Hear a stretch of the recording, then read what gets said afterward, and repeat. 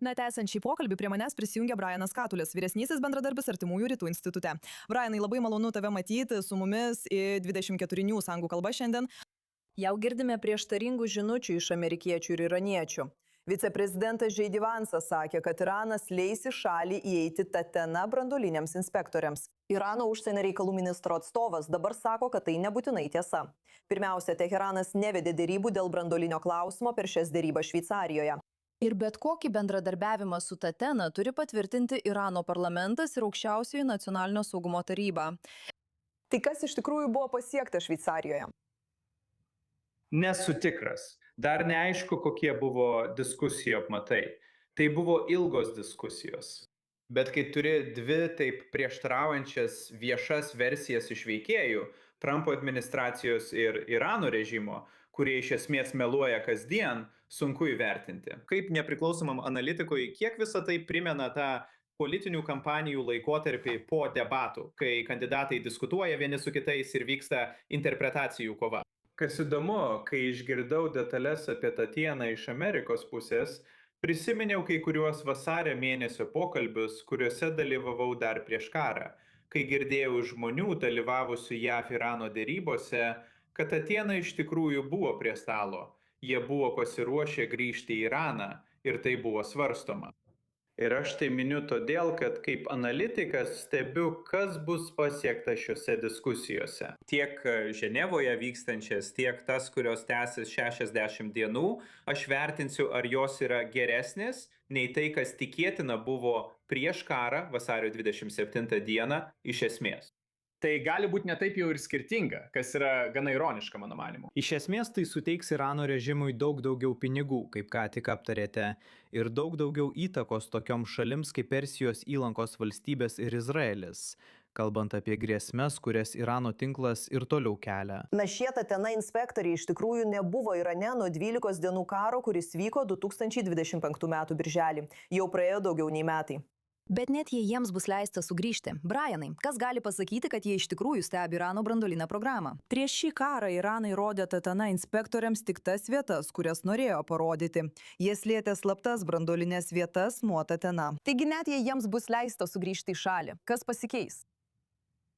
Tai tikrai svarbus klausimas. Ir atsakymas į jį iš tikrųjų priklauso nuo to, kokią gerą žvalgybinę informaciją turi Jungtinės valstijos, Izraelis ir kitos valstybės apie Iraną. Ir kas mane neramina dėl šio karo, visų pirma, dėl 12 dienų karo mes girdėjome iš prezidento Trumpo, kad branduolinė programa buvo sunaikinta, jei prisimenate tai, maždaug prieš metus, praėjusių metų birželio pabaigoje. Tačiau po 6 mėnesių išgirdome, kad ji nebuvo sunaikinta. Ir viena iš priežasčių, kodėl turėjome pradėti karą kartu su Izraeliu prieš Iraną, buvo ta, kad branduolinė programa artėjo prie branduolinio ginklo sukūrimo. Ir čia yra problema, kai JAV administracijai vadovauja prezidentas Donaldas Trumpas, kuris, kaip minėjau, nuolat meluoja, o Irano režimas meluoja jau dešimtmečius. Iš tikrųjų sunku nustatyti, kokia šiuo klausimu yra tiesa, vienu iš svarbiausių šiandienos artimųjų rytų klausimų. Ar Iranas yra arčiau branduolinio ginklo ar ne?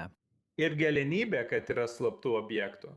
Vėlgi, Tatena inspektavimo režimai gali padaryti tik tiek, kiek juos paremia gera žvalgybinė informacija iš tokių šalių kaip JAV ir Izraelis, kurios turi galimybių ją rinkti. Tai koks jūsų požiūris į šį pirmąjį dėrybų etapą? Ar tai ženklas, kad susitarimo memorandumas po 60 dienų gali tapti kažkuo nuolatiniu?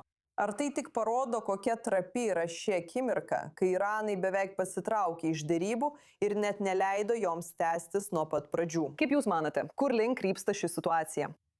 Pirmiausia, tai parodo Irano turimos asimetrinės galios stiprumą. Man atrodo, kad Jungtinės valstijos ir Izraelis iššvaistė daug ginklų arsenalų ir išteklių. Taip, jie padarė žalos Irano kariniai vadovybei ir vasarį pašalino aukščiausiai lyderį. Tačiau ironiška, kad būtent taip, kaip Trumpas derasi dėl šio klausimo, tai tampa kapituliacijos susitarimu. Tai blogiau nei 2015 metų Irano branduolinis susitarimas, kuris dabar atrodo visai neblogai. Nes buvo gana griežtos inspekcijų režimai ir vis dar buvo daromas spaudimas jiems. Nebuvo tokių didžiulių piniginių išmokų. Buvo šiek tiek, bet ne tiek, kiek siūloma dabar. Tai be to, kad Hezbollah Libane ir toliau grasina mūsų partneriams Izraelyje.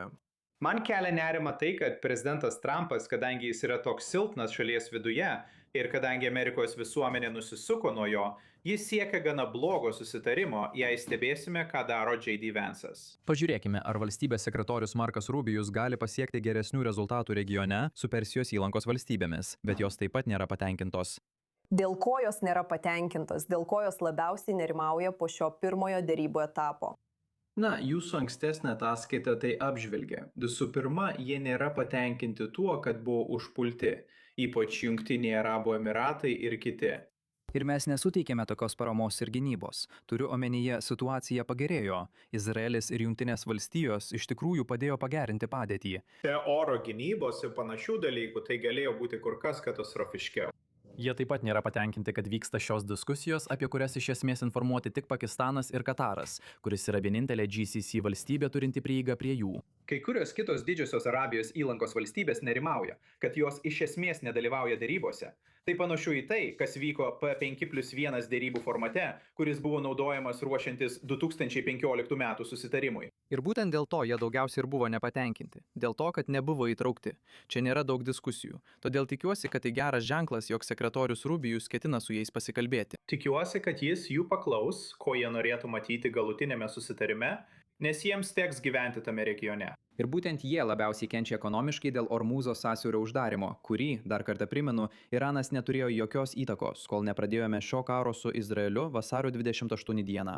Taip, daugelis šalių, kurios labiausiai paveiktos šių derybų, iš tikrųjų jose visai nedalyvauja. Brianas Katulis labai svarbi nuomonė, kurią reikia ir toliau kelti. Ačiū, kad buvote su mumis per I24 News anglų kalba. Vertinu tai. Ačiū, dėkoju.